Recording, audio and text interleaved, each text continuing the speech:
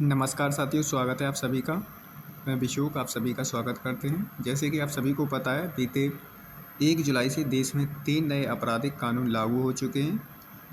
पहला है भारतीय न्याय संहिता BNS 2023 ने अंग्रेज़ों के ज़माने के कानून भारतीय दंड संहिता यानी IPC 1860 की जगह ली है। उसी के साथ दूसरा है भारतीय नागरिक सुरक्षा संहिता BNSS जो कि 2023 ने पुराने कानून दंड संहिता भारतीय CRPC 1973 की जगह ली है। इसी के साथ तीसरा जो है आपका भारतीय साक्ष्य अधिनियम 2023 ने ब्रिटिश शासनकाल 1872 के भारतीय साक्ष्य अधिनियम की जगह ली है। भारतीय न्याय संहिता 2023 में क्या अंतर है और पहले इसमें कितने धाराएं थीं और अब इसमें जो आपकी भारतीय न्याय संहिता है इसमें अब कितनी धाराएं। तो कुल धाराएं जो हैं आपकी भारतीय दंड संहिता यानी IPC में 511 धाराएं थीं, जबकि नया जो कानून है भारतीय न्याय संहिता इसमें 358 धाराएं हैं। नए परिभाषित किए गए अपराध 20 हैं और इनमें अपराधों में सज़ा बढ़ाई गई 33 है। ठीक है। इसी के साथ भारतीय नागरिक सुरक्षा संहिता 2023 में क्या है, पुराना कानून यानी दंड प्रक्रिया संहिता जिसको CRPC, इसमें कुल धाराएं थी 484। अब जो नया कानून है जिसे भारतीय नागरिक सुरक्षा संहिता, इसके अंतर्गत टोटल धाराएं हैं 531 और संशोधित की गई धारा हैं 177, जबकि नई धाराएं 9 हैं और इसमें इसी के साथ इन प्रमुख धाराओं की पहचान बदली गई है जो कुछ इस तरीके से है। सबसे पहले हम देखते हैं जुर्माना।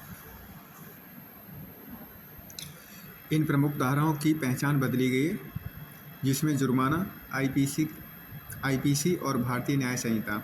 हत्या इसमें थी धारा 302, अब इसको जो है भारतीय न्याय संहिता के अंतर्गत 101 कर दिया गया। हत्या का प्रयास करना IPC में 307 थी, अब इसको धारा 109 कर दिया गया है जो कि भारतीय न्याय संहिता के अंतर्गत। इसी के साथ बलात्कार यानी दुष्कर्म धारा 376 थी, अब इसको भारतीय न्याय संहिता के अंतर्गत धारा 63 कर दिया गया है। उसी के साथ ठगी की जो धारा थी IPC के अंतर्गत ये 420 थी और इसको जो है 318 भारतीय न्याय संहिता के अंतर्गत किया गया। और इसी के साथ गैर कानूनी जमावड़ा यानी तरीके से आपकी धारा 144 लगाई जाती थी IPC में, और अब इसको जो है भारतीय न्याय संहिता के अंतर्गत धारा 189 की गई है। इसी के साथ मॉब लिंचिंग पर नया कानून बनाया गया है जिसमें भारतीय न्याय संहिता की धारा 103 क्लॉज 2 में मॉब लिंचिंग यानी भीड़ द्वारा हत्या को परिभाषित किया गया है।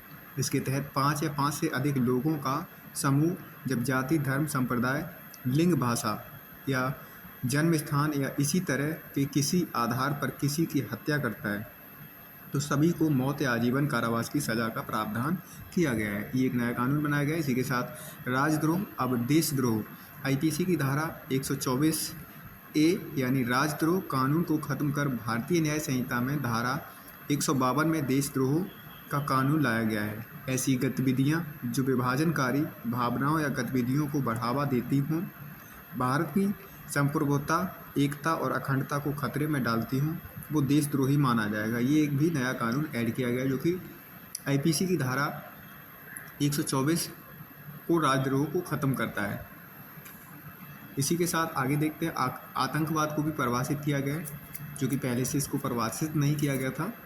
भारतीय न्याय संहिता की धारा 113 में आतंकवाद को परिभाषित किया गया है जब कोई व्यक्ति बम, डायनामाइट या अन्य विस्फोटक पदार्थ या अग्रयस्त्र, रासायनिक या जैविक हथियार या किसी खतरनाक पदार्थ के माध्यम से भारत की एकता, अखंडता, संप्रभुता, सुरक्षा या आर्थिक सुरक्षा पर खतरा उत्पन्न करता है या करने का प्रयास करता है तो उसे मौत या आजीवन कारावास की सज़ा होगी। इस कानून में कम से कम 5 साल कारावास की सज़ा का प्रावधान किया गया है। इसी के साथ 0 FIR यानी भारतीय न्याय संहिता 2023 पीड़ितों को किसी भी थाने में 0 FIR लिखने का अधिकार देती है।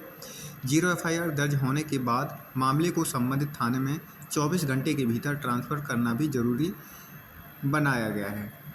इसी के साथ केस वापसी के बारे में भी इसमें बात की गई है। जैसे पुराने कानून में जांच के आधार पर पुलिस क्लोजर रिपोर्ट लगा सकती थी, या मुकदमा वापस ले सकती थी। नए कानून के तहत पुलिस के केस वापस लेने से पहले शिकायतकर्ता को अदालत के सामने साक्ष्य प्रस्तुत करने का अधिकार होगा।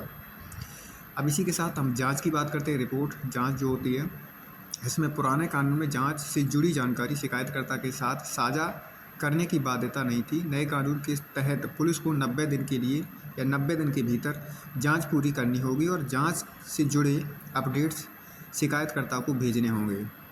इसी के साथ हिरासत की जो बात होती है, हिरासत में लेना, यानी नए कानून के तहत पुलिस किसी भी व्यक्ति को 24 घंटे के लिए बिना कारण बताए हिरासत में ले सकती थी जो किसी आदेश की अवहेलना या अनादर कर रहा हो। तो ये थे आपके नए कानून। आशा करते हैं कि ये वीडियो आपके लिए, छोटी वीडियो में बहुत सारी इन्फॉर्मेशन, नॉलेज मिली होगी।